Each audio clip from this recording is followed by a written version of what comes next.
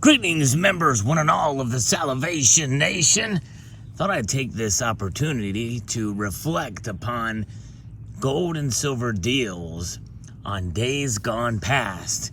And what does that mean, a deal on gold and silver? Well, you can liken it to wealth preservation, even if they are considered collectible gold and silver pieces, like what I'm going to show you here.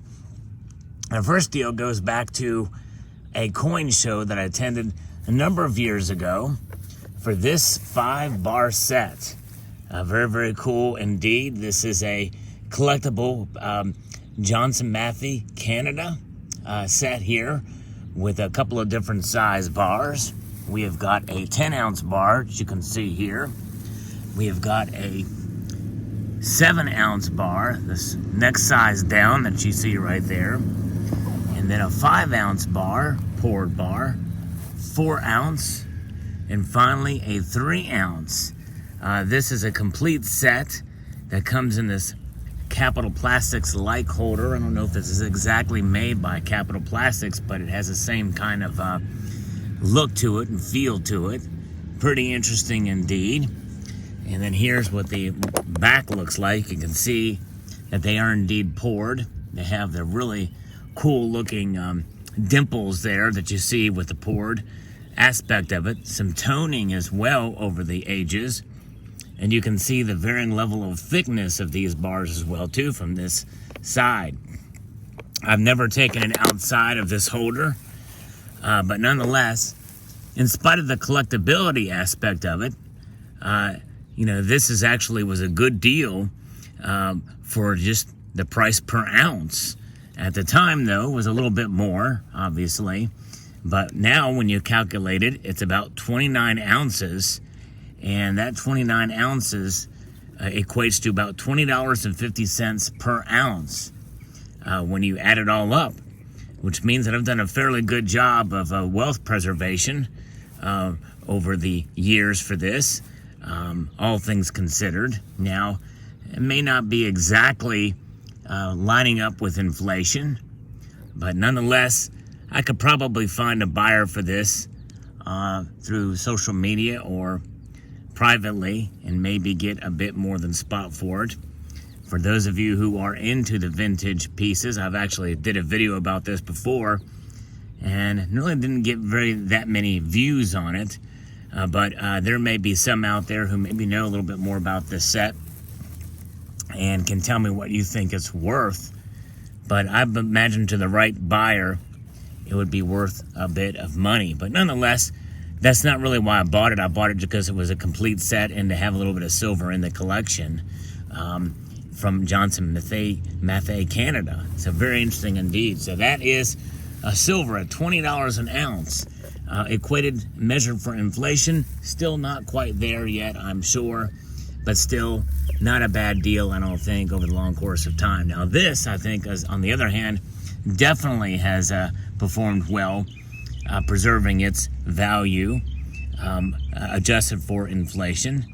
And that is a collectible coin. That's right, this is a graded St. Gaudens MS62 gold double eagle. A beautiful piece indeed. And this was bought at a coin show as well later when gold was much cheaper. This price is just a little bit above spot price at the time. Yes, there was a time when these pre-33 gold coins, especially the $20 gold eagles, both the Liberty Head variety and the St. Gaudens variety, were going for pretty much near spot price. And at a coin show, they had these, and this grade is not particularly uncommon. This is not anything numismatically significant per se, but it is collectible just because it is a $20 gold double eagle. And normally these things do trade for a premium above spot price. And to this day now, you can't get these for spot price anymore. And spot price is much, much higher. But this is an example of being able to find a purchase from days gone by and add it to the stack. That's right, as well as the collection. And I actually posted a video on this coin as well too, in a previous video about a deal at that coin show. I think it was a Baltimore coin show that I attended a number of years ago. But it just goes to show you, if you stick with it and you at the very least hold on to what you bought years ago or years from now, you will do very well to preserve your wealth. And again, it's questionable. I've not done the hard math on this set in terms of bullion or silver spot price, wealth preservation accounted for inflation, or at the moment I'm recording this video, silver's trading, about $22 and change an ounce. So that's not that far off from $20.50 an ounce. Nonetheless, this coin, on the other hand, the gold, and there's other silver coins that I've bought in the past much earlier, silver coins and bars, that I know definitely have preserved my wealth over the long course of time. And in terms of gold and silver, that is the aim. That is the target. You know what? With gold and silver, your best bet is to aim for mediocrity. Do not aim for excellence with gold and silver. Dare to be mediocre when you're stacking these days, because mediocrity is where it's at, folks. I know that's going to be a controversial statement, but if you set a target to preserve your wealth, to preserve your purchasing power over the long course of time, you are setting realistic expectations. So revel in mediocrity and enjoy it, And the thing is regardless of what I could get for these pieces if I were to sell them, adjusted for inflation, I can tell you that through the course of time, I've taken these out and I've looked at them and I've admired them. They're beautiful. They're historically significant. Both of them are for each of their own reasons. And so there's something to be said for that. There's something to be said for the enjoyment, the historical aspect of being able to accumulate gold and silver in forms such as you see here. And that's exactly what I'm doing, and I'm enjoying it, and it's fun. And so that's the beauty of stacking and collecting. And I use those terms, interchangeably at times for myself. Why? Because I am a stacker and I am a collector as well. So there you go. So what do you think of this set? Have any of you heard of this type of Johnson Matthey poured silver set? Canada. I think this was done in, I think this was dated in 06, but these bars were created much earlier than that. Much earlier than 2006, from what I understand. This is vintage silver, and it's high purity vintage silver too. 3 9s plus for all of these bars. Really cool indeed. So there you have it. And then, of course, we have the St. Gaudens Double Eagle here. Beautiful, and again, not the best. 62 is not going to command a huge premium, but nonetheless, you'd pay well above spot for this today, even in 62 grade for the St. Gaudens Gold Double Eagle.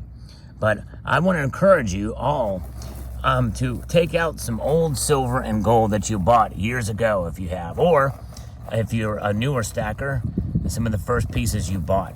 Take a look at the price of what you paid and the price you could get that same product or a similar item now. For some of you who are newer, you're going to be very disappointed, probably, is my guess. But others have been stacking for longer. You may not.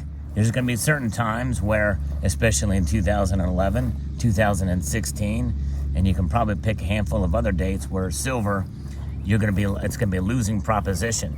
But this is why I've always been a fan of what I refer to as smart dollar cost averaging, where you take dollar cost averaging and amp it up just a bit to where you buy a little bit more when the prices are low, and you buy a lot less when the prices are high, especially if they spike radically during the course of a day or a couple of days, and maybe it's a good time not to buy then. But regardless, even if you're just straight up dollar cost averaging, you're doing a lot better than not to do that. So dollar cost averaging is definitely a good strategy in my view. So let me know what your thoughts are in the comment section below. I hope you found this video insightful, educational, informative, and slightly entertaining. And I want to encourage you to please rate, share, comment, and subscribe.